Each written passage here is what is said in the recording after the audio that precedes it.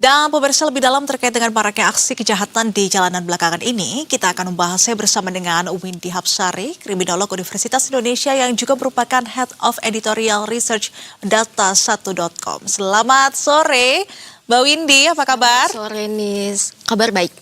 Wah, ini suatu kehormatan ya pemirsa, kita kehadiran langsung kriminolog di studio Semesta Berita 1 pada sore hari ini. Oke, kita langsung saja membahas terkait dengan peningkatan kasus kejahatan jalanan di Jakarta, di mana Polda Metro Jaya juga mencatat peningkatan kasus yang terjadi secara signifikan selama bulan Mei lalu.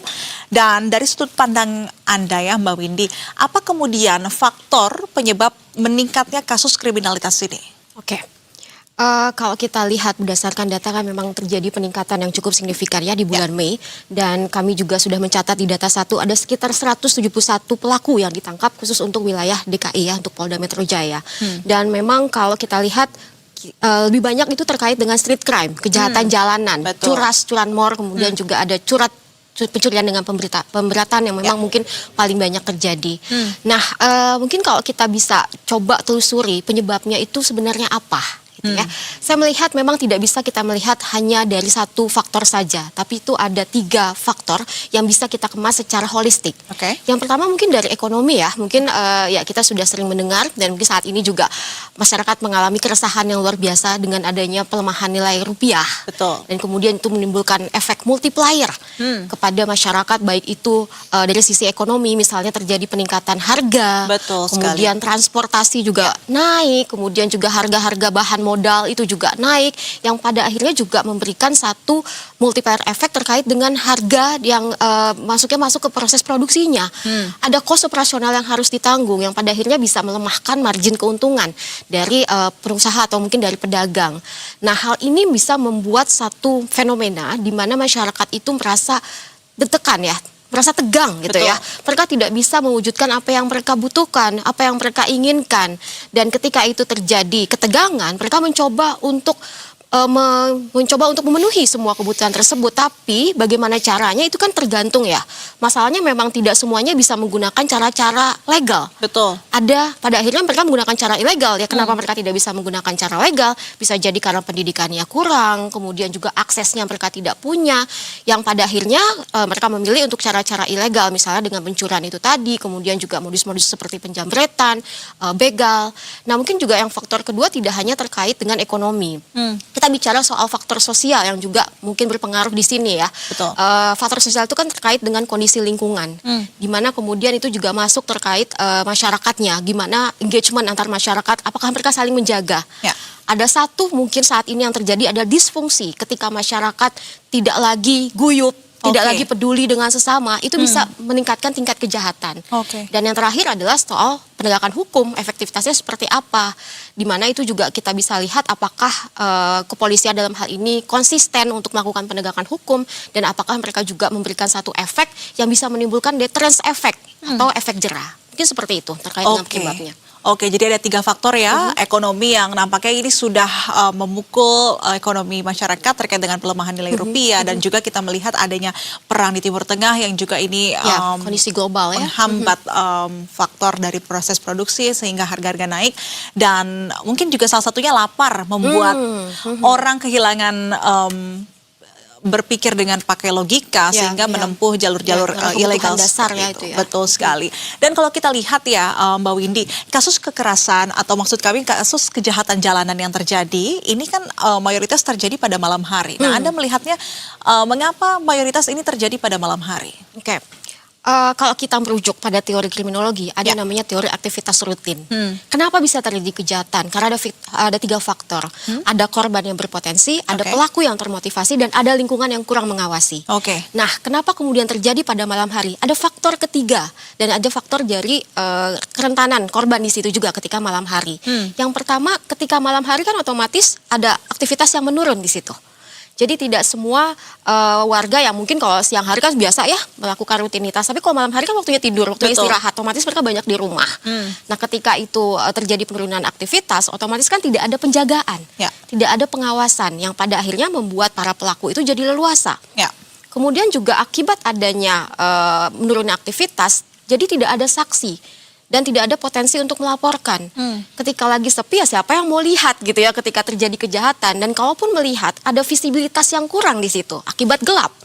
Ketika itu tidak ada penerangan kan mungkin juga kita bingung ya, mungkin secara CCTV juga tidak bisa menangkap karena dia ada penerangan yang kurang memadai. Kita tidak bisa mendeteksi ini siapa ya. Sebenarnya untuk membuat laporan kan memang perlu ada satu identifikasi yang jelas ya sehingga bisa menyeret pelaku ke kepolisian. Nah mungkin seperti itu nih kenapa bisa malam itu lebih rentan. Baik, jadi artinya bisa dikatakan kejahatan terjadi juga karena ada kesempatan dan kondisi yang memang mendukung. Malam hari juga nampaknya karena sepi, pengawasan, pengamanan juga nampaknya cukup lengang. Itu dia yang menjadi alasannya ya. Oke, tapi kalau kita lihat Polda Metro Jaya ini kan sudah membentuk tim pemburu begal dan juga meningkatkan patroli begitu katanya. Nah, menurut Anda seberapa efektifkah pendekatan penegakan hukum seperti ini untuk menekan angka kriminalitas jangka panjang di Jakarta? Oke. Saya apresiasi ya, polisian sudah melakukan patroli, tapi saya pikir ini perlu ada langkah lanjutan, harus ada langkah yang sustain ya, berkelanjutan, kemudian juga harus ada langkah-langkah yang memang konsisten ya. Dan kalau kita lihat memang saat ini mungkin perlu ada pengembangan model pengamanan yang lebih komprehensif lagi. Saya mungkin menyebut beberapa sistem ya, kalau misalnya kita lihat di beberapa negara ada yang namanya Neighborhood Watch. Jadi sistem pengamanan yang memang melibatkan masyarakat kompak semua untuk saling bahu-membahu, harus saling mengingatkan, saling mengawasi jika ada sesuatu perilaku yang aneh gitu mungkin bisa langsung melaporkan. Dan ini bisa kita lihat ada beberapa negara yang secara efektif melakukan itu, salah satunya adalah Australia. Dan sebenarnya di kepolisian sendiri itu juga sudah melakukan ini mungkin dengan istilah yang berbeda, ada namanya community policing. Dan aku lihat kan ini salah satu bentuk kemitraan ya, kemitraan antara polisi dan masyarakat di mana keduanya bisa saling bekerja sama untuk bisa meningkatkan pengamanan di lingkungannya. Dan kalau kita lihat sebenarnya sudah lama dilakukan community policing, tapi kita memang perlu melakukan satu evaluasi, satu peningkatan kembali melihat dinamika yang semakin berkembang. Ada modus-modus baru, ada pola-pola baru yang saya pikir juga perlu ada penyesuaian dengan sistem yang dilakukan kepolisian. Perlu ada peningkatan di strategi organisasional sehingga kemudian prinsip-prinsip community policing itu bisa terlaksana dan terimplementasi dengan baik.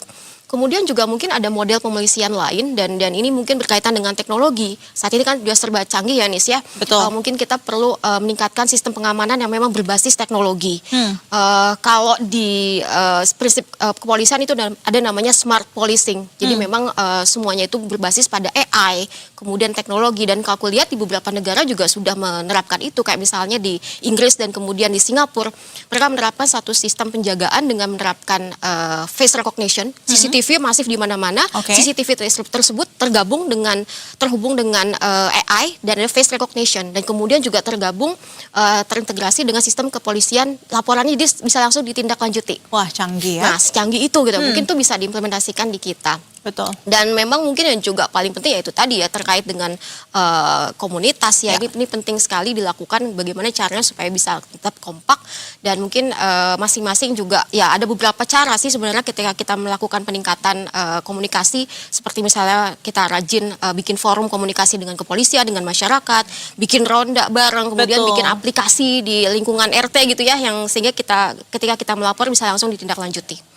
Mungkin bisa berawal dari meningkatkan komitmen untuk ronda malam lagi nih. Harus kembali dirutinin lagi untuk di lingkungan-lingkungan masyarakat ya, untuk memperkuat terkait dengan penjagaan tadi itu.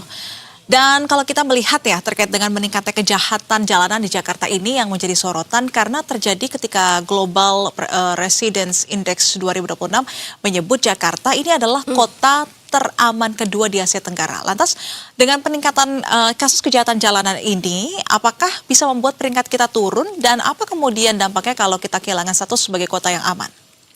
Untuk Global Residence Index ini kan ya kita nomor 2 ya, setelah Singapura ya, 0,72 kalau nggak salah indeksnya.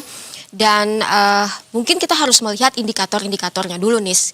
Karena kalau yang aku baca indikatornya tidak hanya dari kejahatan jalanan. Jadi peningkatan kejahatan jalanan belum tentu juga akan menurunkan rate itu, karena ada indikator-indikator lain. Seperti misalnya ada stabilitas, kemudian juga keselamatan, kemudian juga persepsi masyarakat yang secara utuh itu baru mempengaruhi rate atau indeks dari global index ini. Dan ya mungkin dengan adanya pola-pola yang sekarang ini terjadi ya dengan langkah dari pemerintah kemudian dari polisi ya bagaimana caranya supaya angka kejahatan itu ya tidak naik gitu ya, dan dengan pola-pola yang tadi saya katakan smart policing kemudian community policing, mungkin dengan hal tersebut kita bisa menjaga indeks kita supaya tetap stabil, bahkan mungkin bisa jadi nomor 1 gitu mengalahkan Singapura, siapa tahu kan ya, dengan satu sistem yang komprehensif sifatnya. Oke, tapi Mbak Windy, kalau kita lihat di era media sosial yang sangat masif saat ini terkait dengan banyaknya kasus kejahatan begal, bahkan juga terbaru ada kasus pocong yang menakut-nakuti. Ini kan juga viral dan kemudian menimbulkan rasa kekhawatiran dan ketakutan masyarakat.